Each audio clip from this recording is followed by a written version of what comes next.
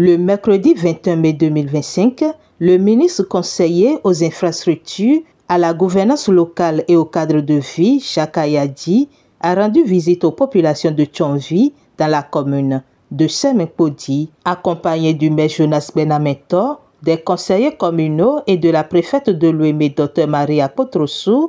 Il a mené une inspection sur la route.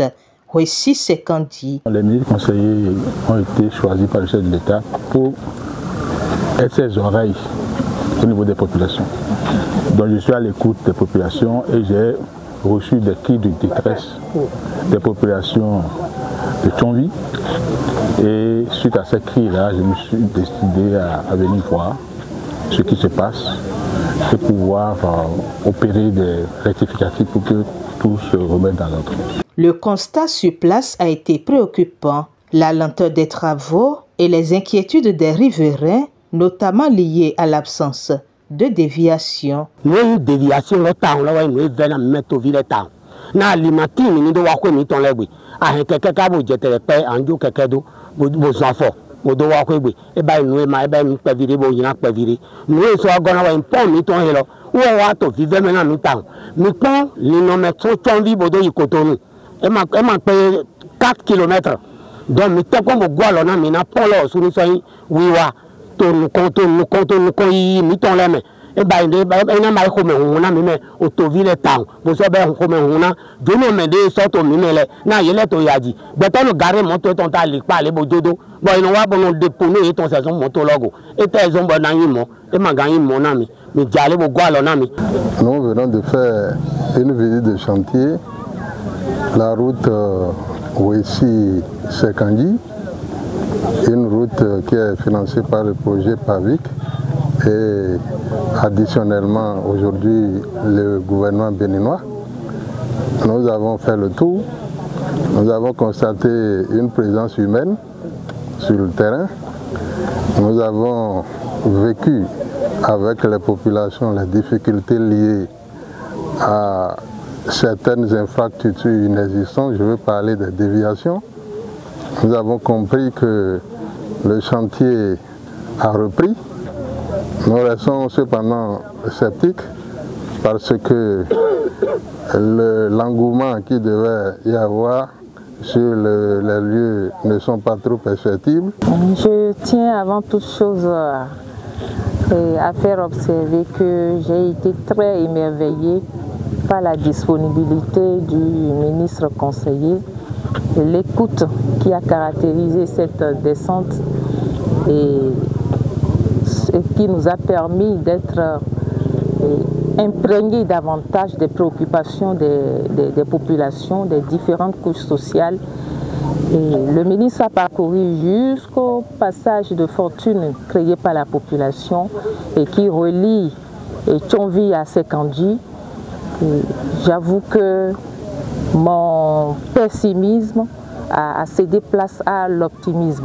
Par ailleurs, une nouvelle échéance a été annoncée par l'entreprise responsable des travaux, septembre 2025, et les autorités à divers niveaux s'engagent à assurer un suivi rigoureux pour garantir le respect de ce délai.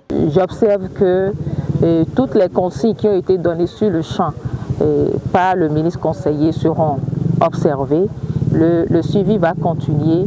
Du niveau déconcentré, je crois que notre engagement est ferme et nous sommes prêts à accompagner toute cette noble action du gouvernement. Et je voudrais m'engager devant le ministre conseiller et dire que tout ce qui relève du niveau déconcentré sera fait. Nous sommes partis d'abord pour 18 mois. Première prorogation de 7 mois, deuxième de 7 mois, troisième de 8 mois et maintenant quatrième jusqu'en septembre. C'est pas normal. Donc les travaux, il faut que ça finisse. Et ça me permet de m'exprimer à ceux qui disent que le gouvernement talent ne fait pas d'appel d'offres. L'appel d'offres là, c'est ce à quoi ça conduit. Au lieu de faire 18 mois, on est à plus de 40 mois et on ne sait pas quand ça va finir. J'ai visité quelques chantiers aujourd'hui D'accord? Les deux chantiers problématiques que nous avons sont des chantiers qui sont issus d'appels d'offres.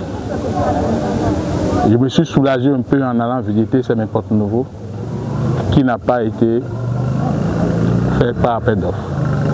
Et les travaux se déroulent normalement.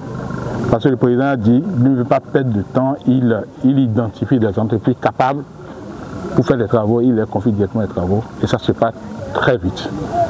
Imaginez que c'est comme ça qu'on avait fait ici. Les travaux seraient terminés depuis 18 mois et les nuisances que les populations disent seraient terminés depuis. Deuxième chose, c'est les déviations. Il n'y a pas de déviation, c'est catastrophique pour ce que j'ai vu.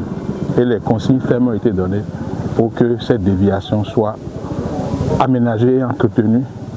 Si ce n'est pas possible, que l'entreprise s'organise pour travailler en demi-chaussée, en alternant la circulation pour permettre aux riverains de se mouvoir. Mon engagement, c'est que moi, je serai ici. Si je suis sur le territoire national, je serai ici toutes les 2 semaines pour marquer cette entrée à la culotte afin que les populations de Thionville soient délivrées. Cette annonce apporte un certain soulagement pour la population de Thionville et de Semen-Podi en général, qui espèrent une amélioration significative de leur cadre de vie grâce à la finalisation des travaux. Les questions concernant la construction du pont ont également été abordées et au ministre conseillé d'expliquer qu'elle est actuellement différée.